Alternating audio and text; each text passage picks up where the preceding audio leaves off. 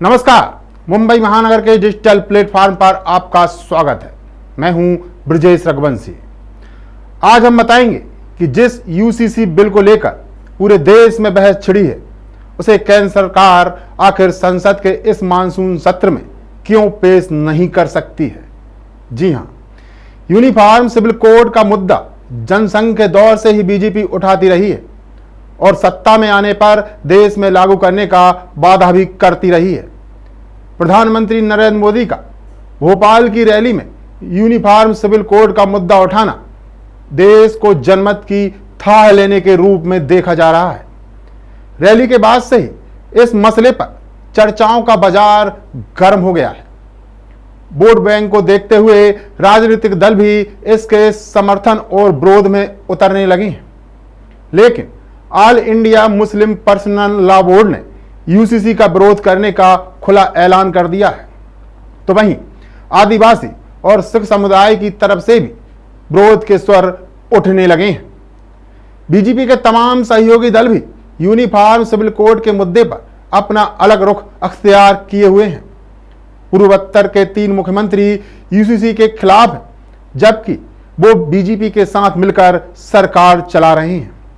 ऐसे में मोदी सरकार ने अलग अलग समुदाय के साथ विचार विमर्श करने के लिए 4 मंत्रियों को जिम्मा सौंपा है। ऐसा कहा जा रहा है कि मोदी सरकार शायद ही संसद में यूसीसी पर बिल लेकर आए। जी हां, मोदी सरकार के सामने अभी कई चुनौतियां खड़ी हैं। उन चुनौतियों से निपटना इतना आसान नहीं होगा। भले ही बीजेपी एक देश एक विधान और एक निशान की बात हमेशा से उठाती रही, भले ही मोदी सरकार ने अपने पहले और दूसरे कार्यकाल में अयोध्या में राम मंदिर निर्माण और जम्मू कश्मीर से धारा 370 का समाधान निकाल लिया हो, लेकिन उसके घोषणा पत्र में शामिल अभी यूनिफॉर्म सिविल कोड का मुद्दा बचा हुआ है, जिसे लागू करना शायद आसान नहीं होगा। पीएम मोदी ने 9 साल में इस पर कभी कुछ नहीं बोला, लेकिन 27 जून को भोपाल की रैली में विस्तार के साथ यूनिफॉर्म सिविल कोड पर अपनी बात रखी और यह भी बताया कि सुप्रीम कोर्ट इसे लागू करने के लिए सरकार पर लगातार दबाव बना रहा है। रैली के बाद यह चर्चा तेज थी कि मोदी सरकार यूसीसी पर अपने कदम बढ़ा सकती है और मानसून सत्र में संसद में बिल ला सकती है, लेकिन अब ऐसा नहीं लग रहा है। चलिए अब यह भी जान लेते हैं कि मोदी सरकार के सामने आखिर क्या चुनौतियां हैं। जी हां, सबसे पहली चुनौती यह कि ज्यादातर दल सामान्य नागरिक संहिता का विरोध कर रहे हैं। यूसीसी पर सिर्फ 7 दलों का समर्थन अभी तक मिल पाया है। 12 पार्टियां इसके विरोध में हैं, जबकि 11 दलों का स्टैंड अभी क्लियर नहीं हुआ है। दूसरी चुनौती यह कि भाजपा को पूर्वोत्तर खिसकने का डर सता रहा है। जी हां, बीजेपी ने पिछले 9 सालों में पूर्वोत्तर में अपनी सियासी जड़ें मजबूत की हैं, जिसके दम पर नॉर्थ ईस्ट के सभी राज्यों की सत्ता में अपने दम पर है या फिर सहयोगी दल के तौर पर शामिल है। कर्नाटक की हार के बाद बीजेपी का दक्षिण भारत से सफाया हो चुका है। इस तरह से बीजेपी गुजरात, यूपी, उत्तराखंड और मध्य प्रदेश में अपने दम पर, जबकि हरियाणा, महाराष्ट्र में गठबंधन के साथ सत्ता में है। ऐसे में पूर्वोत्तर का इलाका ही बचा रहा है जहां यूसीसी को लेकर विरोध के सुर उठ रहे हैं। ऐसे में यूसीसी को लाने का कदम सरकार उठाती है तो पूर्वोत्तर के राज्यों में सियासी चुनौतियां खड़ी हो सकती हैं। मणिपुर पहले से ही जल रहा है और 2 महीने से हिंसा की चपेट में है। ऐसे में यूसीसी का कानून आता है तो चिंगारी और भी भड़क सकती है। मणिपुर के साथ साथ पूर्वोत्तर के बाकी दूसरे राज्यों में भी यूसीसी के विरोध में आंदोलन खड़ा हो सकता है। दरअसल सीएए के दौरान असम सहित नॉर्थ ईस्ट के कई राज्यों में आंदोलन खड़े हो गए थे, जिसको संभालने में बीजेपी के पसीने छूट गए थे। अब तीसरी सबसे बड़ी चुनौती भाजपा के लिए आदिवासी बन सकते हैं, क्योंकि यूसीसी से आदिवासियों को अपनी धार्मिक पहचान और संस्कृति पर खतरा दिख रहा है, जिससे उसका विरोध भी तेज हो सकता है। ऐसे में क्या आदिवासियों को नाराज कर भाजपा 2024 के लोकसभा चुनाव से पहले इतना बड़ा सियासी रिस्क लेना चाहेगी? बिल्कुल भी नहीं। जी हां, बीजेपी आदिवासी समुदाय पर लगातार फोकस कर रही है। इसके चलते ही द्रौपदी मुर्मू को देश का राष्ट्रपति बनाया गया।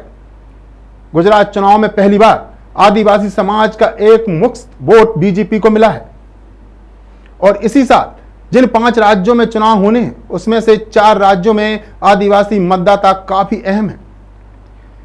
यूसीसी के मुद्दे पर मोदी सरकार अगर अपने कदम बढ़ाती है तो बीजेपी के पास आ रहे आदिवासी समुदाय के दूर होने का भी खतरा है, क्योंकि यूसीसी से शादी, तलाक, विरासत जैसी चीजों पर सभी के लिए एक कानून हो जाएगा। इसके चलते ही आदिवासी समुदाय को अपनी पहचान और अधिकारों पर खतरा दिख रहा है। अब सवाल यह है कि आखिर भाजपा पसमानदा सिख ईसाई दांव कैसे साधेगी। जी हां, बीजेपी पसमानदा, बोहरा, मुस्लिम, सिख और ईसाई समुदाय को साधने की लगातार कवायद कर रही है। पीएम मोदी पसमानदा और बोहरा मुस्लिमों को एक लेकर खास फोकस किए हुए है। इसी तरह पंजाब में बीजेपी की कोशिश सिख समाज को अपने पाले में करने की है, तो केरल में ईसाई समुदाय का विश्वास जीतने के लिए मशक्कत कर रही है। ऐसे में यूसीसी को लागू किए जाने के पक्ष में मुसलमानों से लेकर सिख और ईसाई समुदाय तक नहीं है। मुस्लिम पर्सनल लॉ बोर्ड ने तो बाकायदा विधि आयोग को अपना मसौदा देकर यूसीसी पर अपनी आपत्तियां दर्ज भी करा दी हैं और विरोध करने का ऐलान भी कर दिया है। वहीं सिख समुदाय की नाराजगी को देखते हुए पंजाब के सीएम भगवंत मान ने भी यूसीसी का विरोध किया है, जो कि आम आदमी पार्टी के स्टैंड के उल्टा है। ऐसे में सवाल उठ रहा है कि क्या सरकार संसद में यूसीसी बिल लाने का साहस जुटा पाएगी। सीए का विरोध ज्यादा मुस्लिम तबके से हुआ था, लेकिन यूसीसी का विरोध अल्पसंख्यक समुदाय में शामिल सभी धर्मों के लोग कर रहे हैं। ऐसे में देखना होगा कि मोदी सरकार क्या यूसीसी पर कदम आगे बढ़ा पाएगी। सरकार की सियासी मजबूरियों को देखते हुए कहा जा रहा है कि उत्तराखंड, असम और गुजरात में यूसीसी को लागू कर इसका लिटमस टेस्ट किया जाएगा, क्योंकि यही तीनों राज्य हिंदुत्व की प्रयोगशाला माने जा रहे हैं।